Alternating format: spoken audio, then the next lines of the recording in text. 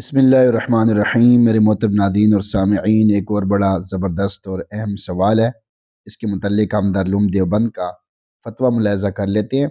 آپ خود بھی اس کو سنیں اور دوسرے بھائیوں سے بھی اس کو شیئر کریں تاکہ ہمارے علم میں عمل میں اضافہ ہو اور ہمارا علم اور عمل شریعت کے مطابق ہو جائے۔ ہم جو کام بھی کریں اس کو معلوم کریں، اس کے جزیات کلیات کو معلوم کریں۔ اگر کسی مسئلے کے بارے میں کوئی تفصیل پوچھی جائے، وضاحت پوچھی جائے، تو تفصیل سے بتائیں، کیونکہ جس قدر تفصیل بتائی جائے گی اسی قدر مسئلہ بالکل واضح اور صاف ہو کر آپ کو بتایا جائے گا، جواب دیا جائے گا۔ ورنہ جو ہے کوئی بات ایسی رہ جاتی ہے، پھر وہ مسئلہ مختلف ہو جاتا ہے۔ آپ کسی ایک مفتی صاحب سے پوچھیں گے وہ کچھ اور جواب دیں گے، دوسرے مفتی صاحب سے پوچھیں گے وہ کچھ اور جواب دیں گے۔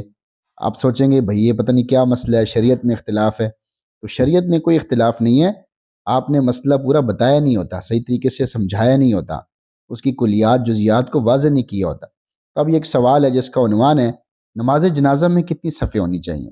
سوال کے عنوان میں پہلا سوال ذکر کر دیا۔ اب دوسرا سوال یہ ہے کہ جب میت کو دفن کریں تو مٹی بیٹھ کر ڈالیں یا کھڑے ہو کر ڈالیں۔ تیسرا سوال یہ ہے کہ میت کو دفن کرنے کے بعد قبر کے اوپر کھجور کی لکڑی گاڑ دیتے ہیں، اس طرح کھجور کی لکڑی گاڑ دینا جائز ہے یا نہیں؟ دلیل کے ساتھ ضرور بتائیے۔ اب اس کا جواب دیا جا رہا ہے۔ بسم اللہ الرحمن الرحیم۔ نماز جنازہ میں قطار صفیں طاق ہونا بہتر ہے۔ طاق عدد جیسے جفت اور طاق ہوتا ہے، طاق عدد یعنی 1، 3 اور اسی طرح 5، 7، 9 طاق عدد ہونا بہتر ہے۔ لہٰذا اگر لوگ کم ہوں تو کم از کم 3 صفیں بنا لی جائیں، اور اگر اس سے زیادہ صفیں بنانے کی ضرورت پڑ جائے تو 5 یا 7 اسی طرح آگے صفیں بنا لی جائیں۔ سوال کے دوسرے جز کا جواب یہ ہے کہ میت کو دفن کرتے وقت مٹی جس طرح سہولت سے دے سکتے ہیں اسی طرح دے دیں، بیٹھ کر دیں یا کھڑے ہو کر دیں، بہر صورت ٹھیک ہے، اس میں کوئی مسئلے والی بات نہیں ہے۔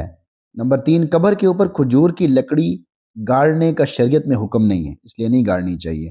شریعت میں جب حکم نہیں تو گاڑنے کا کوئی فائدہ نہیں، گاڑنا بھی ضروری نہیں۔ اللہ تعالیٰ ہم سب کو صحیح علم اور عمل کرنے کی توفیق عطا فرما دے، آمین۔